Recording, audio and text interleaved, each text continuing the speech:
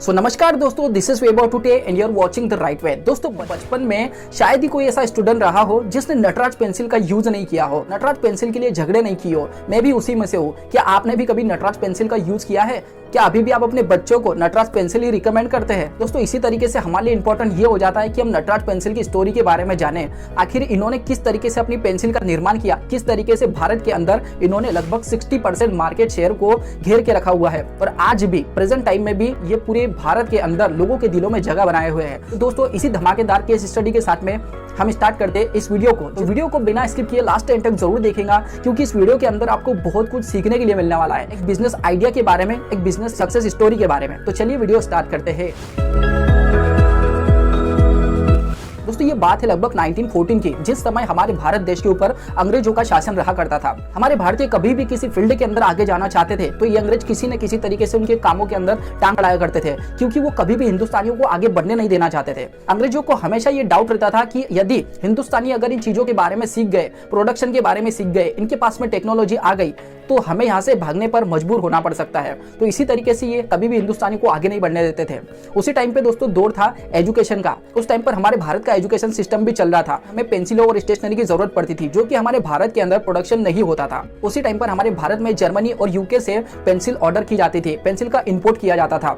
हमारे भारतीय बहुत बार अंग्रेजों से ये मांग करते थे कि हम भी हमारी प्रोडक्शन लाइन स्टार्ट करते हैं, हम भी हमारी कंपनी स्टैब्लिश करते हैं, हमें भी वो टेक्नोलॉजी सीखना है जिससे कि हम हमारे भारत देश के अंदर ही माल का प्रोडक्शन कर सके, डिस्ट्रीब्यूट कर सके। तो आप बाहर से विदेशों से आई हुई चीजों को इंपोर्ट को बंद कर दीजिए।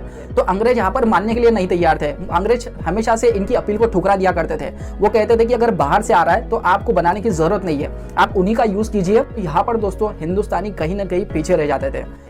जर्मनी और यूके से लगभग 6.5 लाख से ज्यादा पेंसिल्स को इंपोर्ट किया जाता था हमारे भारत के अंदर। अब दोस्तों दौर आता है सेकेंड वर्ल्ड वॉर का। 1939 से लेकर तो 1945 तक सेकेंड वर्ल्ड वॉर चला, जिस टाइम पर जर्मनी और पोलैंड के अंदर युद्ध छिड़ गए। उसी टाइम पर अंग्रेज कहीं ना कहीं अस्त व्यस्त हो गए थे और विदेशों से आना जाना बंद हो गया था। बाहर से कोई भी सामान भारत के अंदर इंपोर्ट नहीं होता था। उसी समय भारतीयों ने फायदा उठाया और अपनी खुद की कंपनी स्टार्ट की और पेंसिलों का निर्माण हमारे भारत के अंदर ही करना इन्होंने स्टार्ट कर दिया। लेकिन हुआ ये कि भारत के लोग अगर पेंसिल बनाते हैं तो इनके पास में उस तरीके की टेक्नोलॉजी नहीं थी, ये उस तरीके की पेंसिलें और माल को बना नहीं पाते थे। इनके पास में उस तरीके का कच्चा माल और रॉ मटेरियल भी नहीं था, तो इनकी पेंसिलें टूट जाया करती थी और भारत के अंदर ये ब्रांड भी नहीं चलते थे। लोगों को अच्छी चीज चाहिए। जिस तरीके से आज चीन का सामान हमारे भारत के अंदर इंपोर्ट हो रहा है, तो उनके माल में कहीं ना कहीं ऐसी टेक्नोलॉजी होती है जो कि हमारे भारतीयों को आकर्षित करती है, जिसके कारण लोग उनका सामान परचेस भी करते हैं। तो कुछ सिस्टम ऐसा ही था। तो भारत के पास लेक ऑफ टेक्नोलॉजी के कारण इनकी कंपनियां आगे नहीं बढ़ पाती थी। फिर दोस्तों इनको कहीं ना कहीं समझ में आने लग गया कि हमारे पास में टेक्नोलॉजी की कमी है, रिसोर्सेज की कमी है।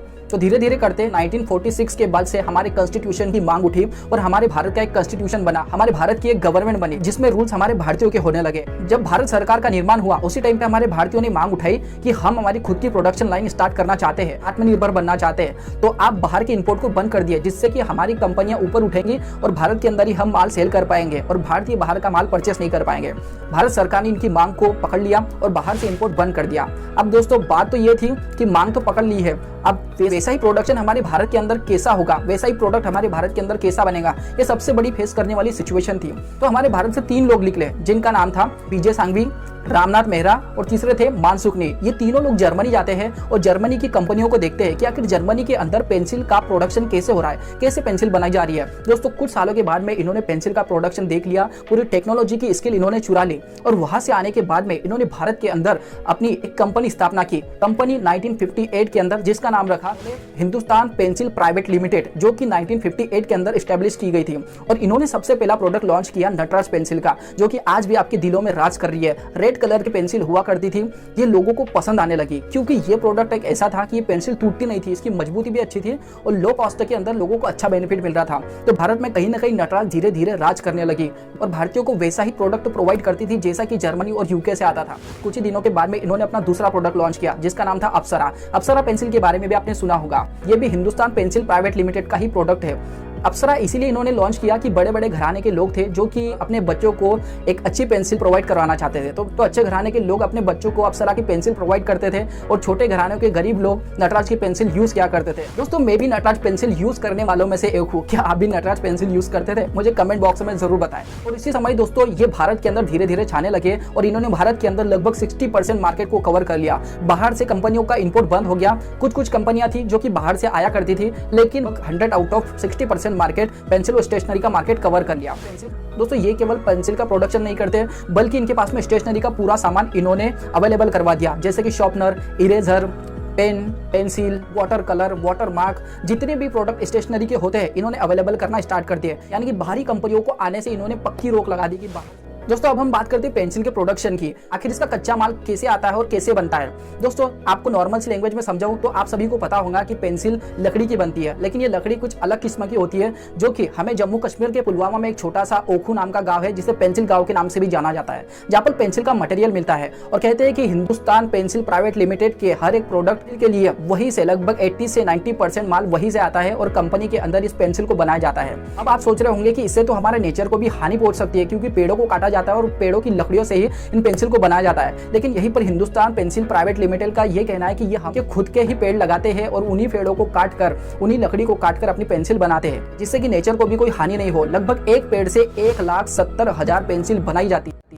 दोस्तों प्रोडक्शन की बात कर ही ली है तो हम देखते हैं कि रोजाना इनकी फैक्ट्रियों के अंदर लगभग 85 लाख पेंसिल बनाई जाती है और 17 लाख पेन बनाए जाते हैं। इसी के साथ में 27 लाख इरेजर बनाए जाते हैं। कुछ इस तरीके का इनका बिजनेस मॉडल है। आप समझ सकते हैं कि पूरे भारत देश के अंदर नहीं, बल्कि पूरे 50 कंट्रीज के अंदर ये अपने माल को सेल करते हैं, डिस्ट्रीब्यूशन करते हैं। और इसी के साथ में मैं आपको ये भी बता दूं कि 17 लाख से ज्यादा डिस्ट्रीब्यूटर इनके पूरे भारत के अंदर फैले हुए हैं। अब आप इसी से अंदाजा लगा सकते हैं दोस्तों कि कितनी बड़ी कंपनी है और आज भी 60% मार्केट शेयर को घेरने के बाद में सभी के दिलों में जगह बनाए हुए है और अपने प्रोडक्ट को उसी तरीके से बना रही है जिस तरीके से वो 19 के दौर में बनाया करती थी।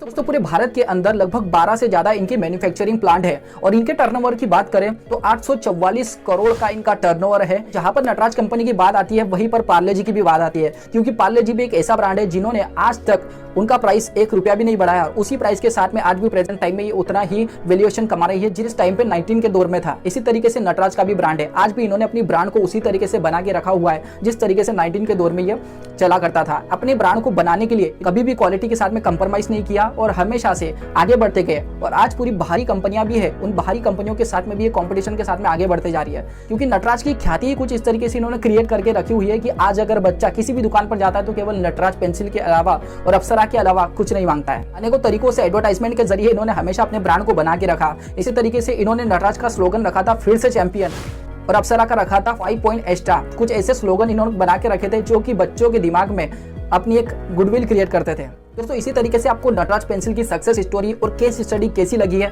मुझे कमेंट बॉक्स में लिखकर जरूर बताएं। क्या आपने भी कभी नटराज पेंसिल यूज की है? मुझे वो भी कमेंट बॉक्स में लिखकर बताएं। इस चैनल पर आपको बड़े बड़े बिजनेस की, सक्सेस बिजनेस की, फेलियर बिजनेस की केस स्टडी मिलती है, जिससे कि आप कुछ सीख सकते हो, अपने बिजनेस के अंदर अप्लाई कर सकते हो। अपने चैनल को आप सब्सक्राइब कर लीजिए और बेल आइकन को प्रेस करना ना भूलिए, जिससे कि आपको आने वाले वीडियोस की नोटिफिकेशन टाइम टू टाइम मिलती रहेगी। आप कोई भी वीडियो मिस नहीं कर पाएंगे। तो चलिए दोस्तों मिलते हैं नेक्स्ट वीडियो में किसी अच्छे टॉपिक के साथ में, एक नई धमाकेदार केस स्टडी के साथ में। तब तक के लिए धन्यवाद।